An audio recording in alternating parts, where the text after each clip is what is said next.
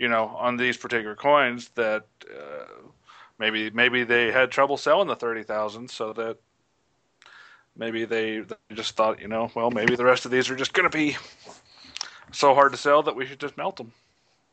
There can't be as strong of a market for those as there are for U.S. coins. I No, mean, that is a definitely good not. point. Definitely No, not.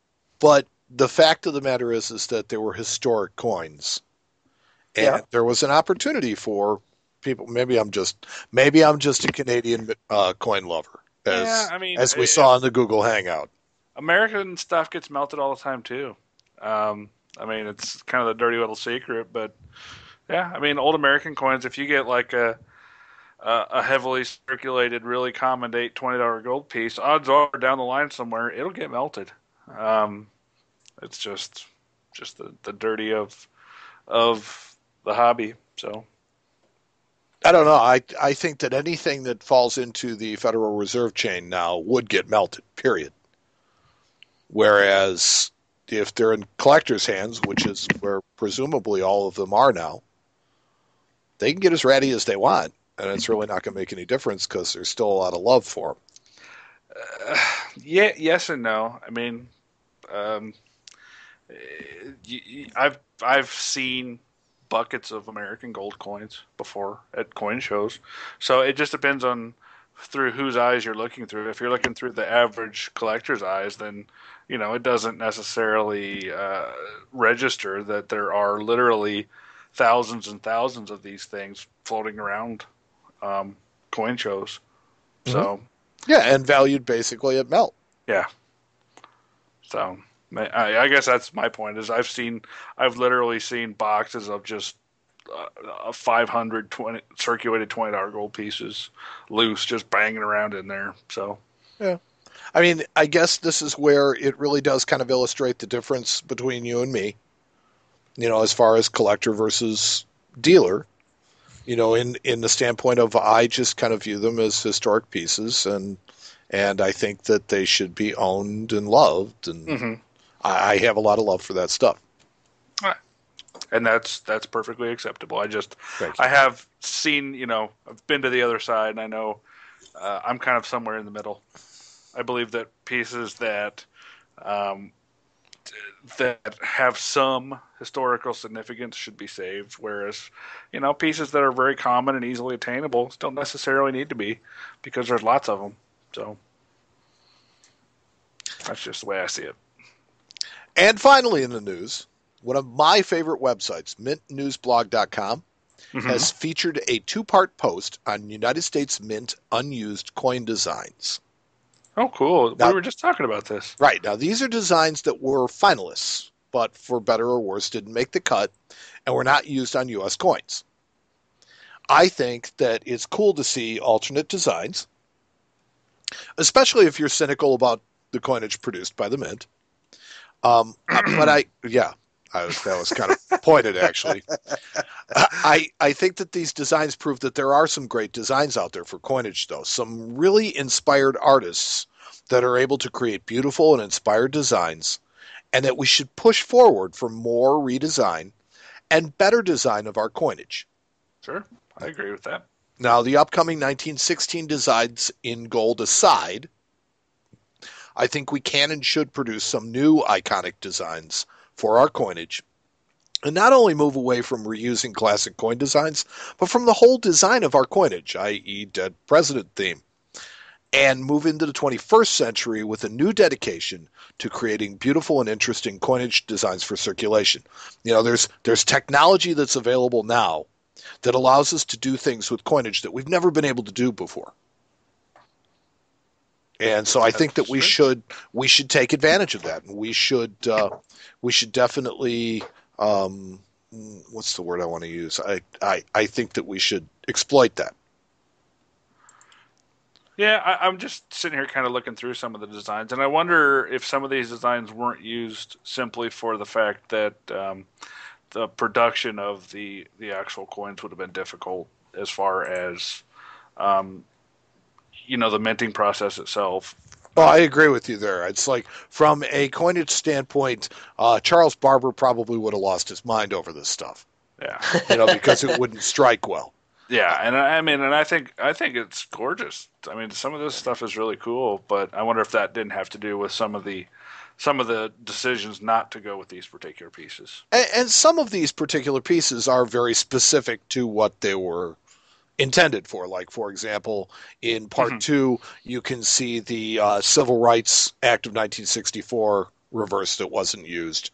You can see a reverse for the Sacagawea dollar or the Native American dollar with the Mohawk Iron Workers. You know, it's kind of specific to what they were made for, but at the same time, it just kind of shows that there's a lot of good designs out there. There's some really good designers, Hmm. and new art is available, and there are people that are up to the task. Is really my point, and that we should really embrace that and try and exploit some of the technology that we have to make more beautiful coinage and kill off the dead presidents. They're already dead. That's true. So the Mint News blog posts are proof, that we can do it. And we, as coin collectors, need to continue to push for improvements in U.S. circulating coinage design.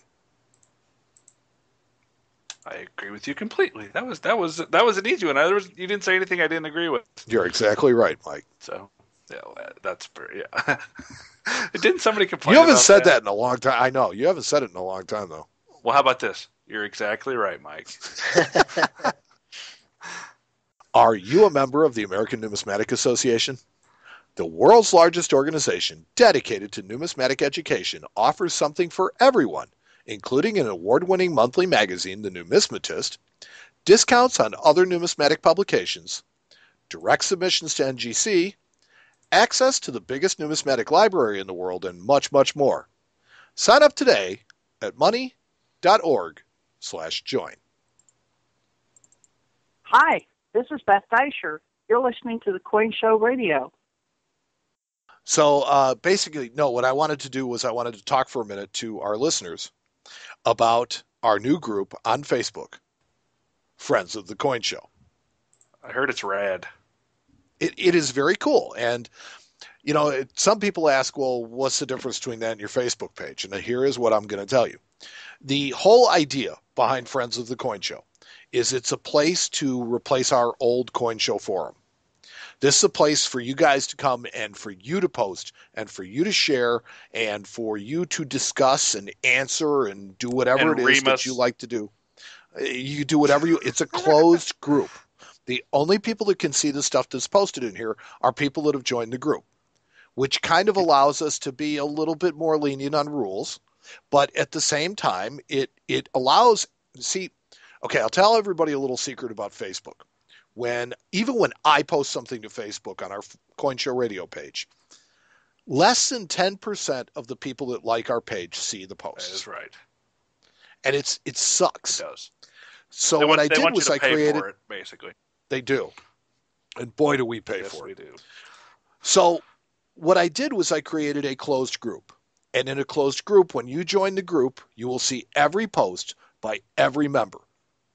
So now, in addition to the content that we post and that Andy posts and does such a great job with on our Facebook page, we also now have this discussion group called Friends of the Coin Show, which you have to join it.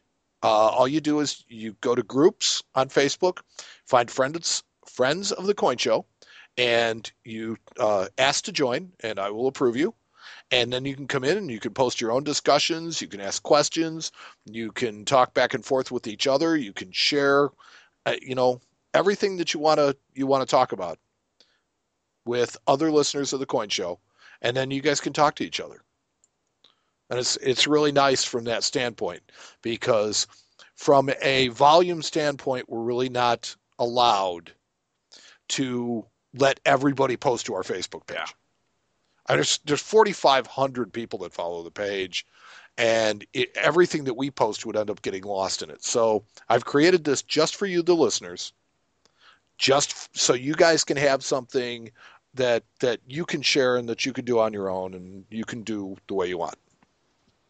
So, you guys like that? I like that. Okay. Well, that's what we're going to do, and we urge people to join The closed group, Friends of the Coin Show. Sam? Yes, sir. Yes, sir. Ooh, I like that. That's respect. Yeah, sure it That is. is respect. He's flipping me off. That's what you got to see. You can't see because I have a blue picture up. Ha ha. I know. I know. The one I've got, though, has a big finger pointed at me. So, Sam, you really, really were emphatic about wanting to discuss braided hair large cents. Absolutely.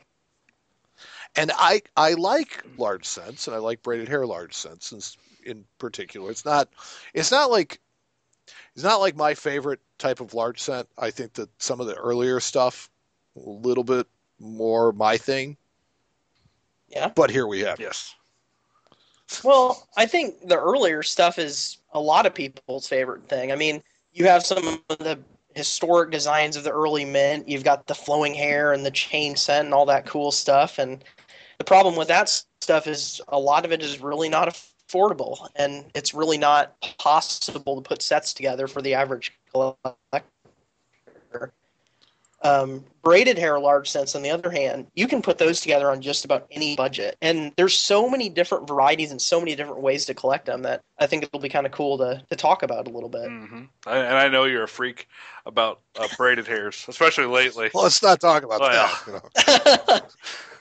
See, I get to work with him every day, so I know how much he enjoys braided hair large cents. Yeah, they're really cool. They were made. They were designed by Christian Gobrecht. He was also the same guy who did the seated design, another one of my favorite designs. And these were minted from 1840 to 1857. The design before that was the matron head or the coronet design, which was designed by Robert Scott. And this was described by Sheldon, who was one of the early researchers of large cents, as an obese ward matron. So not the most elegant rendition of Lady Liberty. An obese so- ward matron. Yeah, pretty bad. So they changed the always have to design. talk about her weight. Yeah. They changed the design because people then didn't like it. People now don't like it, obviously. It's not a good looking design. Christian Gobrecht made Lady Liberty look a little bit younger. Still pretty much the same design, and I mean she has a coronet, but she has braids in her hair now. There's two different subtypes. So if you're doing a type set of coins, you kind of need to have one of each: the petite head and then the mature head. The petite head was struck from 39 to 42, 43 as well. And basically the head just is tilted up a little bit. It's a pretty minor difference. And then a slightly more mature looking head from 43 to 57. The interesting thing about braided hairs, unlike a lot of 19th century coins, there's really not any key dates in the whole series except for the 1857, which was the last year, and they're switching over to the Flying Eagle. They did not make as many that year. But with the exception of that coin, it's all doable. Mm-hmm. Isn't it kind of their intention in 1857 that they really wanted to get away from the all copper large cents and wanted to get into the copper nickel small cents, and that really accounted for why they didn't make very many Well, of they were them? trying to save money. Yeah, these things were expensive to make. I mean, they were cumbersome. People didn't like them. I mean, most of our listeners have probably seen a large cent before. I mean, they are about the size of a $50, and if you get a handful of them, it weighs a lot. I mean, it's just not something you wanted to have around in your pocket. So people actually kind of welcomed the change to the small cent. But at the same time, when that happened, you really also kind of had the coin collecting as we know it, because all of a sudden people said, man, I kind of miss those big copper cents. And so they started looking through their drawers and kind of started, putting a few of them aside. And thanks to that, we still have a few nice examples today. It is surprising how many of these exist in high-end condition. It's actually, it's a little bit less than you think, but it depends on the date. The early ones, and this is something people don't actually understand about braided hairs, the early dates, 39 to 49, really don't see as many of them in mint state. I'll just click on like a random date here. I've got Coinfax up. Like